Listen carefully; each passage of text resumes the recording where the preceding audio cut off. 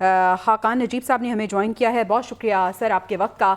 Sir, हम देख रहे हैं कि डॉलर की प्राइस जैसे ही डिक्रीज़ हुई है तो कहा जा रहा है कि गाड़ियों की कीमतों में भी कमी वाक़ई हुई है। आपको ऐसा लगता है कि ये जो कमी है ये सस्टेन करेगी या आने वाले दिनों में जैसे ही डॉलर ऊपर जाएगा तो फिर प्राइसेस इंक्रीज़ हो जाएंगी? किस तरह से देख रहे हैं आप मईशत की सूरत हाल?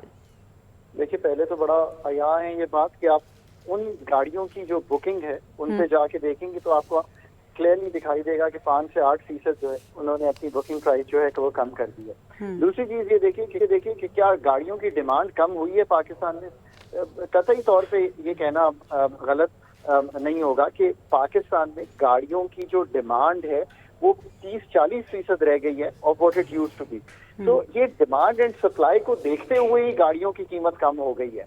प्लस डॉलर का जो इम्पैक्ट है, जो आपने अच्छी तरह एक्सप्लेन किया, वो अपनी वजह है।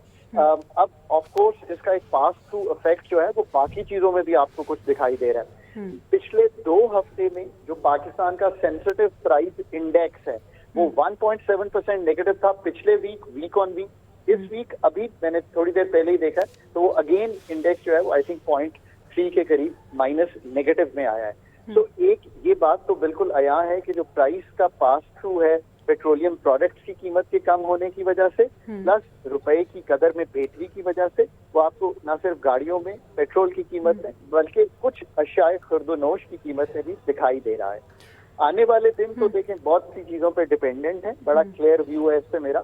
ये डिपेंड करता है डॉलर सप्लाई कैसे रहती है, ये डिपेंड करता है IMF का प्रोग्राम जो है वो इंशाल्लाह अगर हम उसमें कंटिन्यू करते हैं कोई मसला नहीं आता, जो एक्सटर्नल फ्लोज हैं वो ठीक रहते हैं, रेमिटेंसेस थोड़ी पिकअप करती हैं। ये सारी चीजों पे डिपेंड करता है कि हम कैसे बिहेव करेंगे on the in the short term on the rupee dollar parity. In the long run हमेशा ये याद रखिए कि पाकिस्तान की पैदावारी सलाहियत बढ़ाएंगे तो पाकिस्तान की जो रुपए की कदर है वो मुस्तहकम रहेगी या वो ऐसे रहेगी कि पाकिस्तान की जो सप्लाई ऑफ डॉलर्स है वो बेहतर रहे। खाकान साहब, मैं आपको इंटरप्ट कर रही हूँ, सॉरी टू इंटरप्ट यू, लेकिन आपको ऐसा लग रहा है कि जो पॉलिटिकल स्टेबिलिटी है वो भी बहुत रिलेट करेगी? अब इंतखाबात भी होने जा रहे हैं तो आपको लगता है कि उसके बाद हमारी जो मईशत है उसमें कुछ बेहतरी आएगी? देखिए, पाकिस्तान की इन द शॉर्ट रन तो इस तरह की एडमिनिस्ट्रेटिव मेजर्स जो हैं they have written a story जहाँ पे हम कह रहे हैं कि रिट ऑफ द स्टेट जो है वो एक्सर्ट हुई है।